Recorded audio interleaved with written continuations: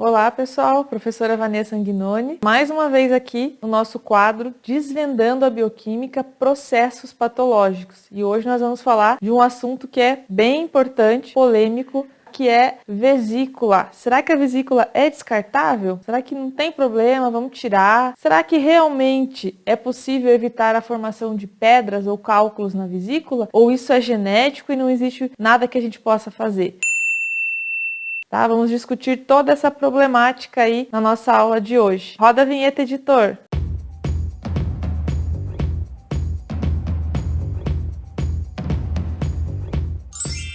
Então vamos lá, pessoal, falando então de vesícula. Como eu sempre gosto de explicar para vocês, nós vamos falar da função da vesícula, da função do suco biliar, né, dos sais biliares aí que estão presentes na vesícula. Vamos falar também de dois grandes problemas quando existe a disfunção. Um deles, vocês já sabem, que é a formação de pedras, de cálculos na vesícula, mas existe um outro problema com a disfunção da vesícula, ou vamos dizer assim, com maus hábitos que a gente tem, que sobrecarregam a vesícula e envolve, então, produção dos sais biliares e o intestino, que é a formação ou surgimento de câncer devido a esses problemas aqui. Então, nós temos dois grandes problemas quando a gente segue a nossa vida e não dá muita bola para o nosso estilo de vida, para a nossa alimentação, que é isso, na verdade, que vai determinar, sim, se você vai ter cálculos ou pedras na vesícula, tá? Não é porque a tua família inteira tem, ou tem uma tendência, tem um histórico familiar, que você está condenado, né? Sempre eu falo isso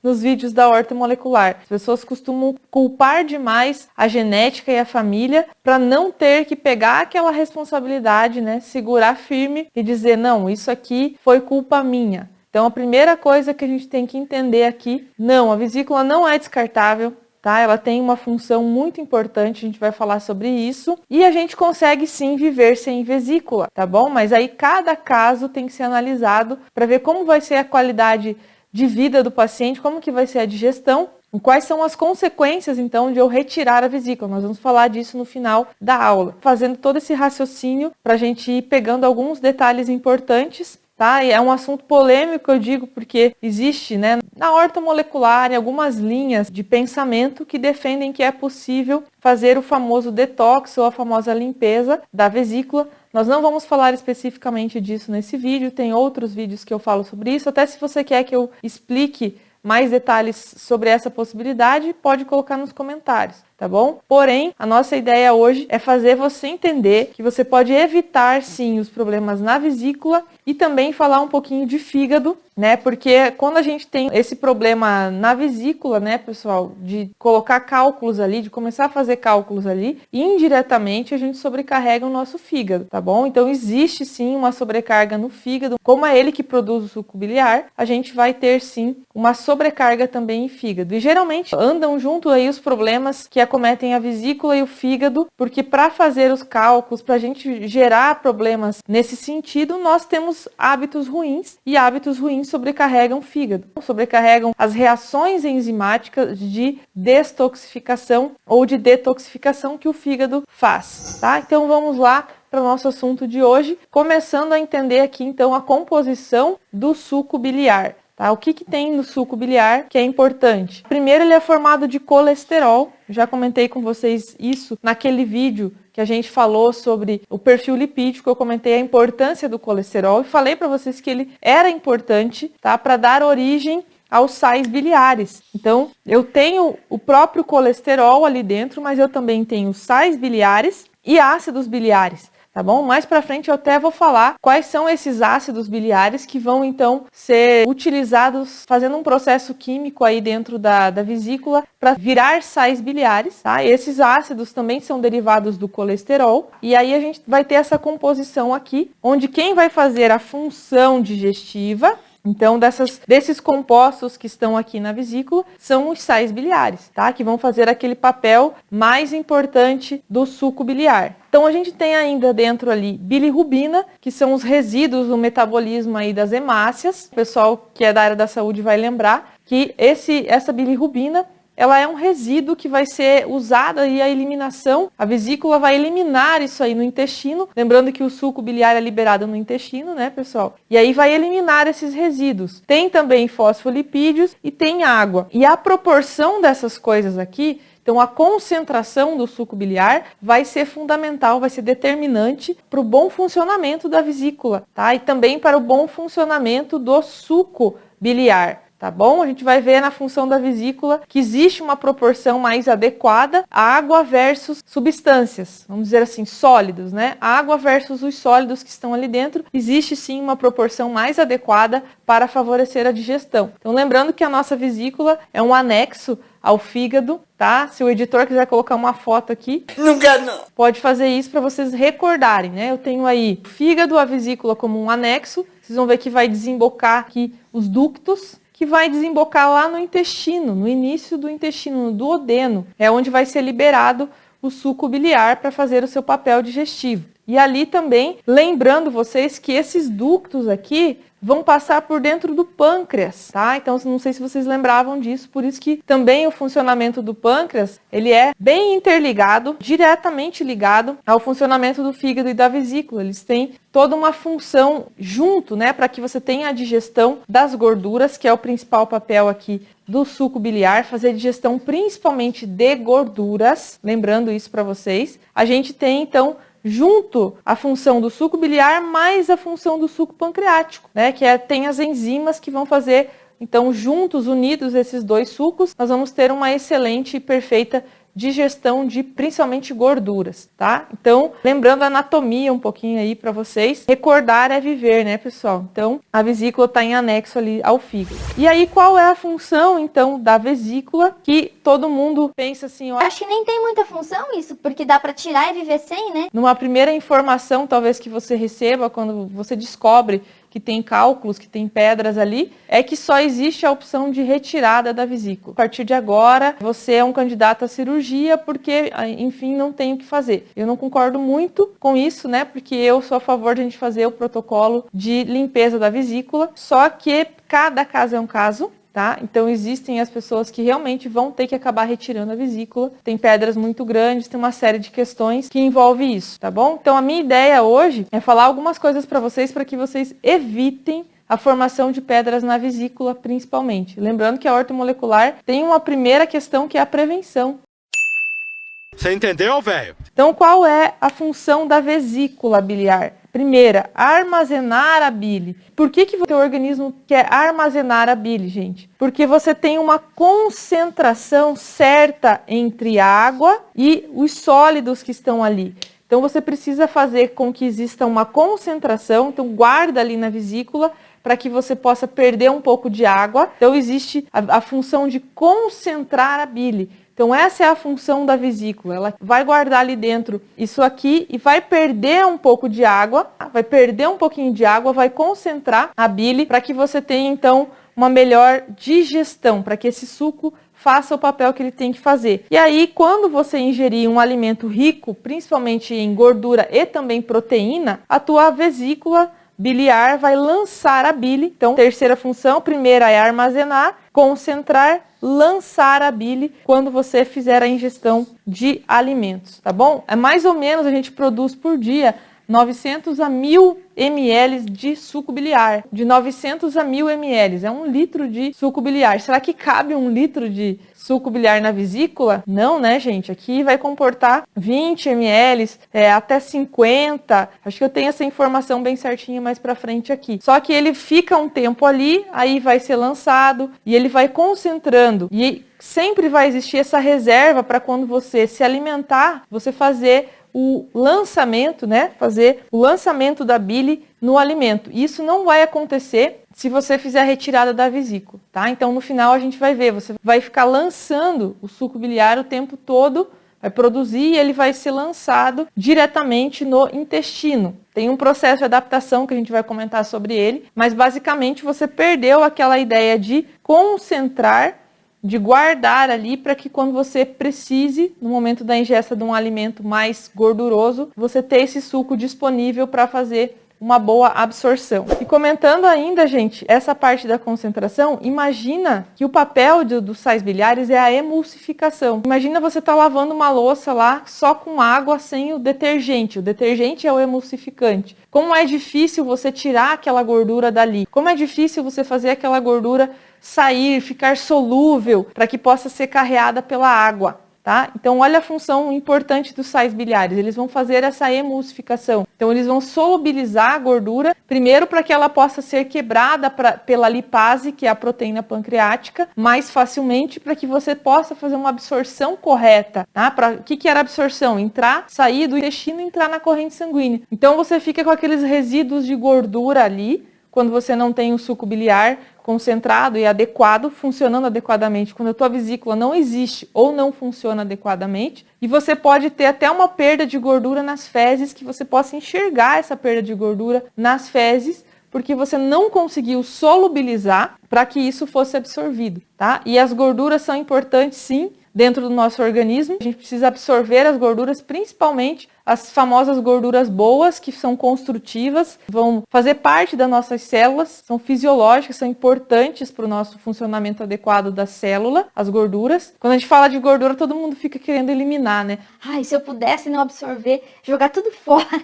Não é bem assim, gente. Tem as gorduras boas que são construtivas e são importantíssimas para a nossa saúde, que são anti-inflamatórias, que consertam as pequenas lesões das nossas células, e também vamos lembrar que tem as vitaminas lipossolúveis, né? Vitaminas A, D, E e K, K1 e K2, que são lipossolúveis e que precisam dessa solubilização da vesícula biliar para serem corretamente absorvidas. Então, quer dizer, pode estar perdendo também vitaminas lipossolúveis nas fezes, caso você não tenha um bom funcionamento da vesícula, tá? Então, funcionamento da vesícula biliar. Então, quando entra gorduras, como eu falei, né? Gorduras e proteínas lá no duodeno, então você está lá se alimentando, né, fazendo o processo lá de ingesta do alimento, ele vai chegar no estômago, então o estômago vai ter lá uma função, vamos dizer que tem uma função correta ali, depois a gente vai até comentar sobre essas questões do estômago.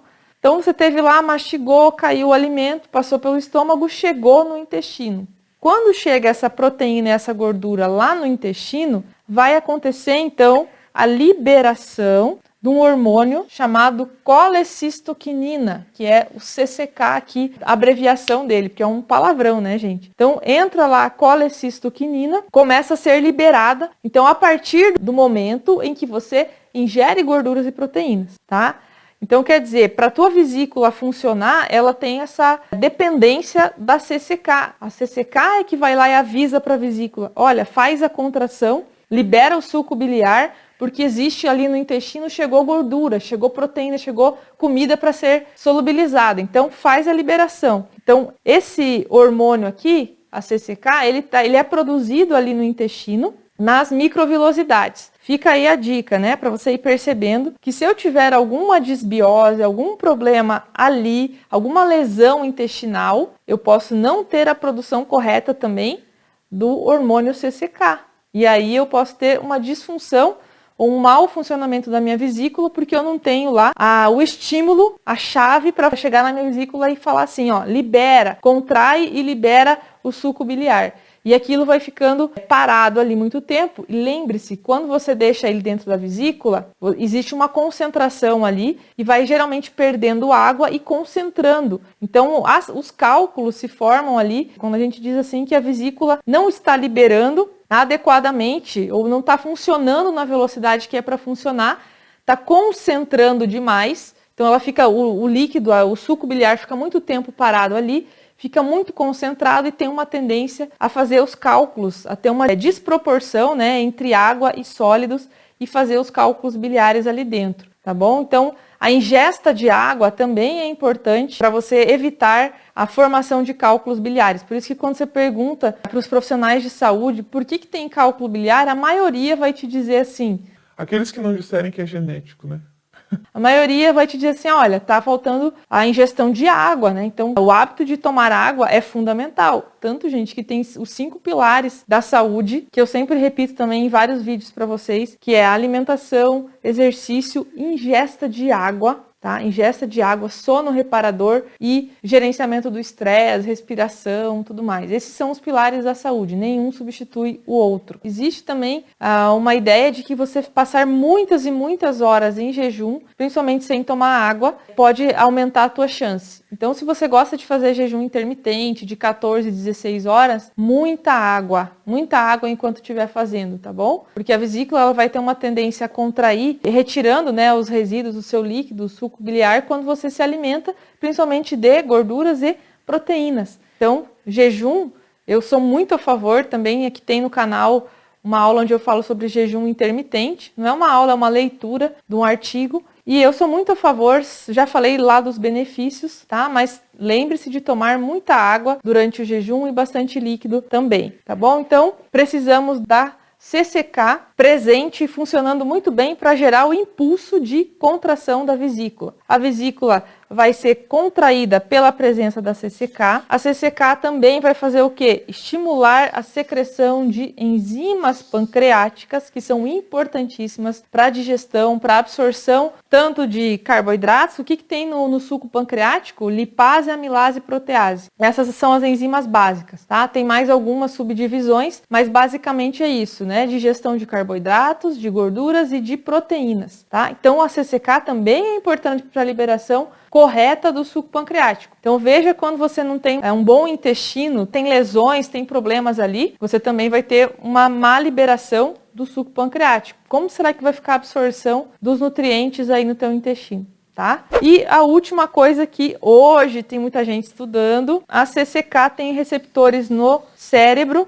para provocar saciedade. Então tem a ver, o pessoal que está interessado em estudar emagrecimento tem estudado bastante essa função de uma boa liberação correta da CCK, também contribuir para aquele desligar, né? Ó, chega de comer. Então são as 3 funções aqui da CCK. O que importa para nós, né, é a contração aqui da vesícula na aula de hoje. Então, muito bem, já falamos aí sobre a função dos sais biliares, né, a solubilidade das gorduras para que você possa absorver. Vamos continuar aqui, né? Então, os sais biliares ajudam na absorção dos ácidos graxos e tem esse papel emulsificante que eu comentei, detergente, tá? E aí, é aquilo que eu disse antes, se a gente não tem, então, uma boa liberação ou na hora que eu precisaria, porque não ter vesícula, gente, é assim, eu estou liberando a todo momento lá o suco biliar, né? Eu não tenho um armazenamento disso. Então, na hora que eu como a gordura, eu posso não ter, naquele momento,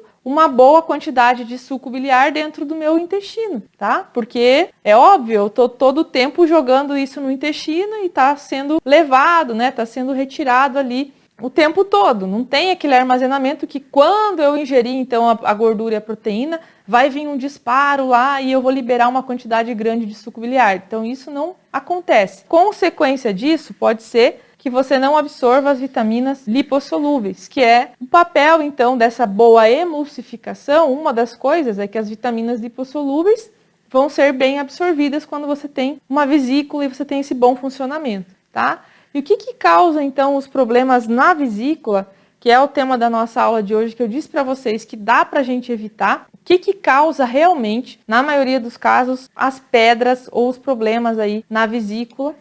A nossa dieta, tá? Então, a dieta. Então, tem 2 problemas aqui que eu vou descrever que tem relação com a nossa dieta, que tem a ver com o suco biliar com o intestino disbiótico. A gente vai fazer 2 raciocínios aqui para que você entenda os riscos, né, de uma dieta não equilibrada, tá bom? Vamos chamar assim. Então, como que é essa dieta que é prejudicial? Primeiro, é uma dieta hipercalórica, tá? E geralmente, para ser hipercalórica, as pessoas consomem carboidratos e gorduras. E pior, né? Consomem junto, né? Aqueles produtos que têm altos índices de gordura e ainda gorduras ruins, né? Uma hora a gente faz uma aula só sobre as gorduras, já prometi aqui. Vamos providenciar uma aula falando o que é uma gordura boa, o que é uma gordura ruim. Como aqueles produtos com a famosa gordura trans, mais uma bomba de açúcar, né? Aquele açúcar refinado, né? Pensa lá numa trufa. Que é uma junção de açúcar com gordura. Não pensa não que você vai querer comer. Então imagine aqueles carboidratos doces assim, que tem uma junção de gordura. Pensa no pior, vamos pensar no pior. Qual que é um dos piores alimentos, ou vamos chamar de produto alimentício, tá? Para você ingerir. uma coisa chamada sorvete. Tem gordura e tem açúcar. E não tem nada que presta ali dentro. Você está lá fazendo uma dieta rica nesses produtos. Duas coisas podem te acontecer, tá? Em relação à nossa vesícula aqui, intestino. Primeiro, você ter uma excessiva secreção de bile. O tempo todo você bota lá gordura, bota lá proteína, começa uma dieta hipercalórica, ou seja, um volume muito grande de comida por refeição. E você está lá o tempo todo demandando a liberação do suco biliar. O processo de doença aqui vai gerar câncer no final. Então eu vou explicar na próxima página aqui como que a gente sai daqui e chega no câncer no intestino. A outra situação, essa dieta desregrada e rica em carboidratos e gorduras, uma dieta hipercalórica, pode contribuir para que você tenha pedras na vesícula. São duas situações, ou pedras na vesícula, ou você tem aí um excesso de secreção o tempo todo e vai provocar câncer. Então, vamos ver como isso pode acontecer. Tá? Então vamos ver primeiro a liberação excessiva, secreção lá de bile excessiva. O que acontece? Quando você fica liberando muita bile, você vai pegar aqueles ácidos que eu comentei com vocês, os ácidos biliares que tem dentro, tá? E vai fazer o que a gente chama de desidrogenação, desidroxilação e desconjugação dos ácidos biliares primários que estão lá na vesícula.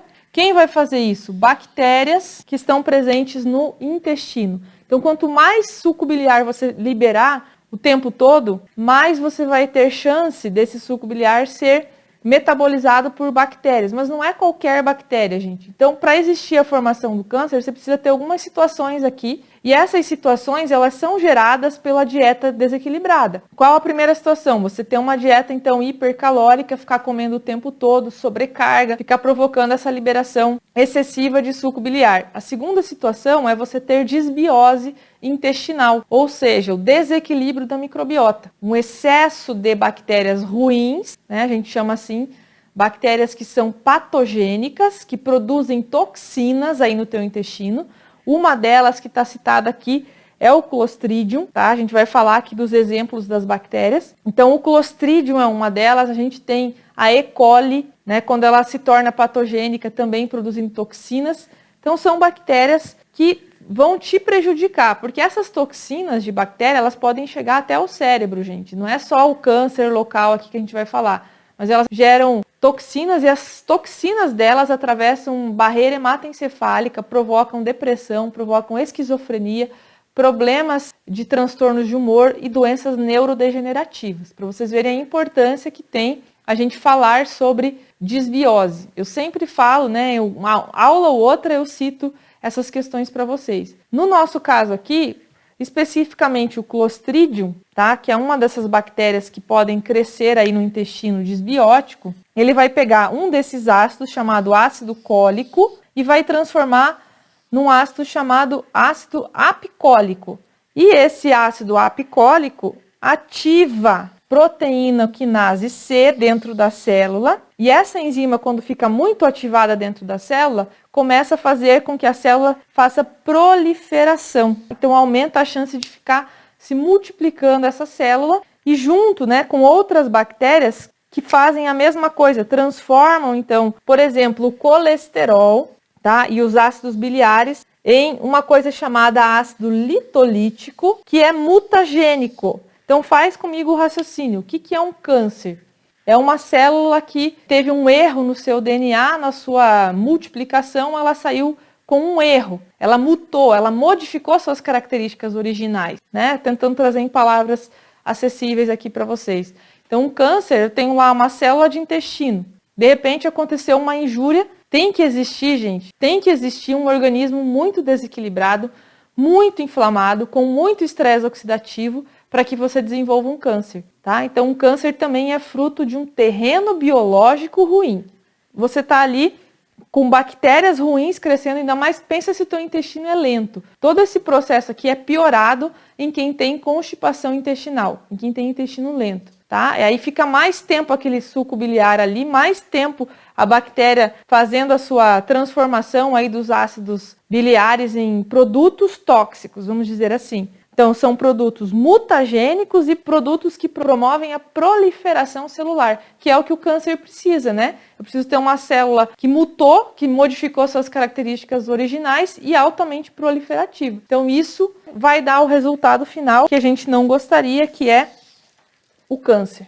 Tá bom? Então é assim que a gente faz câncer em intestino por excesso de liberação de suco biliar em um terreno biológico já ruim, já comprometido com microbiota ruim, favorável para esse processo. Tá bom? Então, por que eu tenho uma microbiota ruim? Por que eu tenho uma hiperliberação, um excesso de secreção de bile? Pela minha genética? Não, porque eu estou fazendo uma dieta horrorosa, hipercalórica, comendo sorvete, comendo um monte de alimentos que não deveriam nem ser defendidos como alimento, achando que a genética, que as pessoas da minha família são culpadas por todo o mal que me acontece. Vamos assumir a responsabilidade aí, né, gente? Primeira coisa que uma alimentação ruim provoca em relação a intestino e suco biliar, câncer, tá?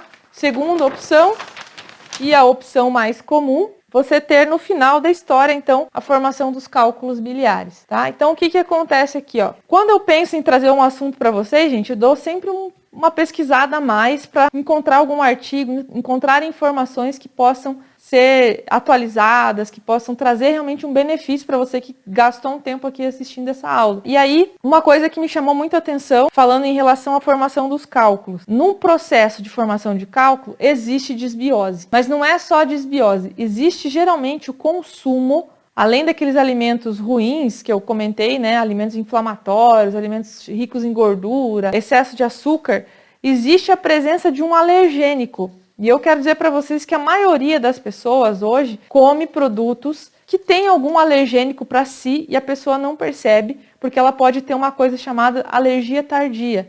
Então, na hora que você come o alimento, ele não vai te provocar nenhuma alteração aguda, não vai te provocar diarreia, não vai te provocar vermelhidão, coceira, aqueles sinais que te mostrariam que aquele alimento não é para você. Não, quando a gente fala de alergia tardia, é quando você come um alimento, ele fica ali no teu organismo, ou ele é mal processado, que a gente chama de intolerância, mal digerido, ou ele é alergênico no sentido de provocar uma reação alérgica imunológica, tá? E aí nós temos alguns tipos de alergia, não é o foco falar hoje, mas a alergia tardia, ela não é aquela que vai te dar edema de glote, que vai formar IgE no exame. Não, ela é uma alergia mista, que a gente chama, que vai ter envolvimento de células de defesa, como os leucócitos, vai ser uma alergia mista. Uma hora a gente faz uma aula para falar disso também. E aí, o que vai acontecer? Vai existir um processo inflamatório no teu intestino, e esse processo inflamatório vai modificar a tua imunidade, e você pode desenvolver sintomas em outros tecidos, em outras mucosas, que não sejam a mucosa do trato gastrointestinal. Pode ter desbiose ali também, né? Pode ter as lesões, e junto com isso você pode ter asma, rinite, sinusite de repetição, problemas como cistite, candidíase de repetição, outras inflamações em articulação, fibromialgia, artrose, tudo isso pode estar envolvido com consumo de alimentos alergênicos. Quais são os alimentos mais alergênicos que a gente conhece? Leite e derivados. Não é só a lactose, tem um problema da caseína ali no leite, que é extremamente alergênica, e as alfa-globulinas do leite também, para algumas pessoas. E temos o trigo, que contém uma das proteínas mais alergênicas, tá? Que é o glúten. Então, quando eu fui pesquisar por que as pessoas tinham pedras na vesícula, apareceu artigos falando sobre o glúten. Isso mesmo, se você teve ou tem algum problema na vesícula, algum sintoma. Gente, é uma coisa que é difícil. Quando aparece o sintoma de pedra na vesícula, é porque já tem pedra lá. Então, é uma daquelas coisas que você não vai esperar, o teu corpo não vai te dar muitos avisos. Os avisos que ele vai te dar são outros avisos, digestão ruim, edema, quando eu como, eu sinto que eu incho, meu abdômen.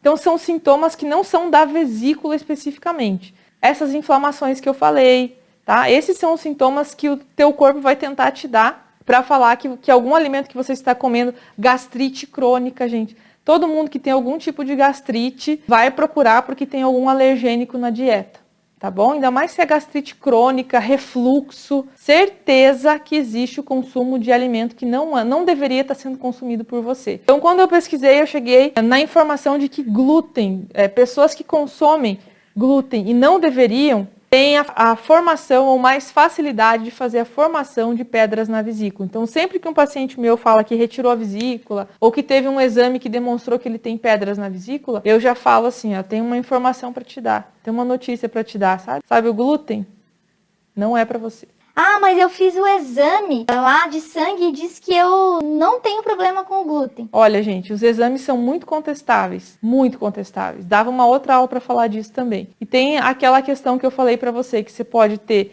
alergia ao glúten IgE mediado, você pode ter intolerância e você pode ter alergia mista, tá? Então, às vezes o exame vai dar negativo, você come o glúten, tem algumas reações. Fica, sei lá, 30 dias sem comer, se sente muito melhor. Você prefere acreditar no papel ou naquilo que você sente?